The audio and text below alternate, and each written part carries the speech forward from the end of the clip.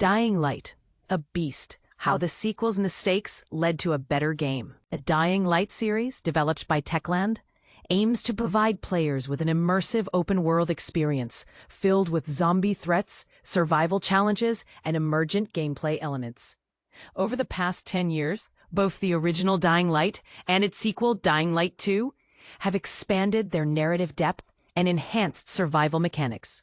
However, with the upcoming follow-up, Dying Light the Beast, the developers are shifting back to a more focused vision, emphasizing Kyle Crane's resurgence and a stronger protagonist-driven story. This change follows the mixed reception of Dying Light 2, which initially showcased RPG-style progression, but faced criticism for losing its core survival horror experience. This year marks 10 years since the release of the first game, and the series has likely become more popular than anticipated. Initially, it was met with surprise, but now it's among players' top 5 zombie games. The shift highlights how the franchise evolved from its early days to embrace new creative directions. By revisiting Kyle Crane, the developers aim to reconnect with the character's essence while pushing it forward. The Beast introduces a more defined narrative, allowing players to control a powerful protagonist. Learning from Dying Light 2, where player choices were limited, the team emphasizes challenging environments and a deeper sense of agency. They also focus on key aspects of the original experience, such as physical reactions and emergent storytelling, to ensure a cohesive experience. The decision to return Kyle Crane and prioritize a stronger story is seen as a strategic move. While the role-playing elements of Dying Light 2 are removed, the game retains its rich world-building and character depth.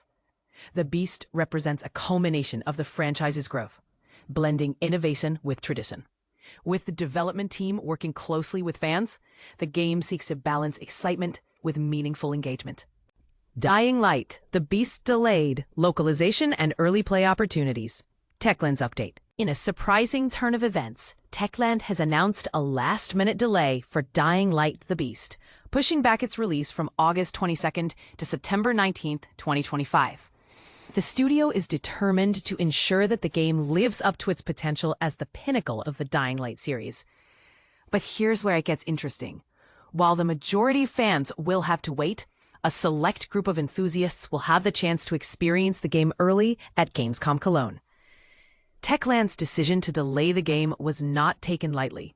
The team believes that an additional 4 weeks will make all the difference in refining the game's balance, user interface, physics quality, cutscenes, and player animations. This commitment to perfection is commendable, but it does leave us wondering, was the original release date too ambitious?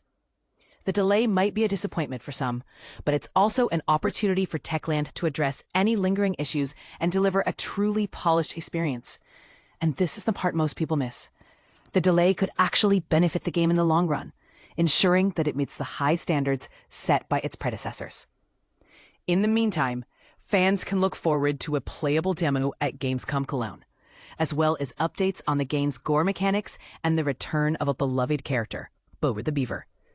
These elements promise to add depth and excitement to the gameplay, making the wait worthwhile. While we eagerly anticipate the new release date, why not explore our guide on the best horror games or dive into the latest survival games? And if you're curious about our thoughts on Dying Light the Beast, be sure to follow us on Google News for daily PC games news, reviews, and guides. We also invite you to join our Discord server, where you can discuss this story and more with our team and fellow readers. So, what do you think about the delay? Is it a necessary step for quality assurance? Or should Techland have stuck to the original release plan? Share your thoughts in the comments below. Dying Light, The Beast delayed.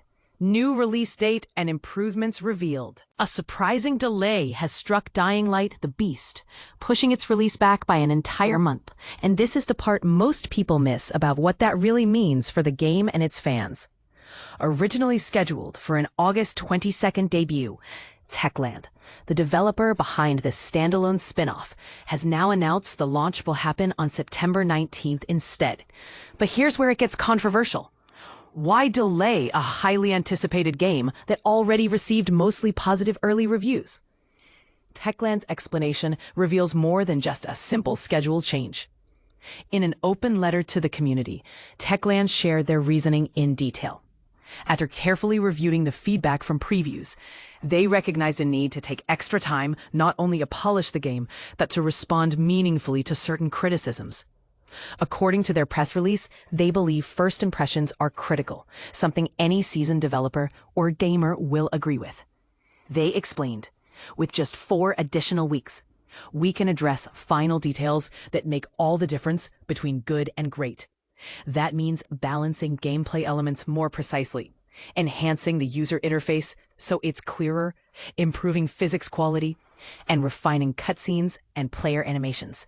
These might sound like minor tweaks, but together they can transform the entire player experience from decent to exceptional.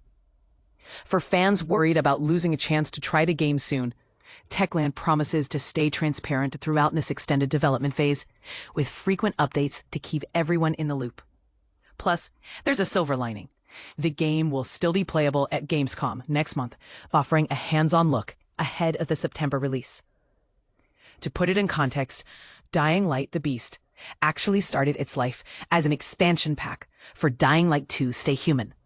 Over time, it grew into a fully standalone title, which means new players won't need the original to enjoy it.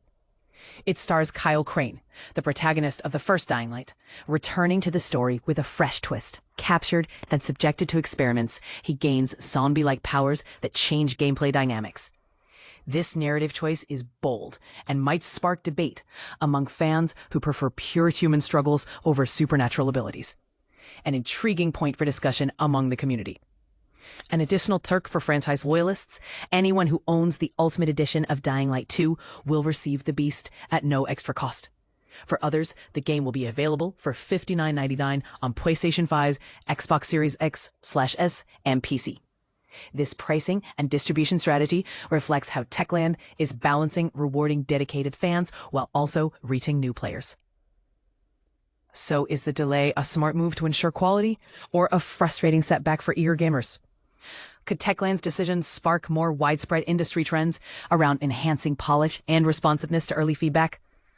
We'd love to hear your thoughts. Do you agree with this cautious approach, or do you think delays harm a game's momentum? Let's discuss in the comments below.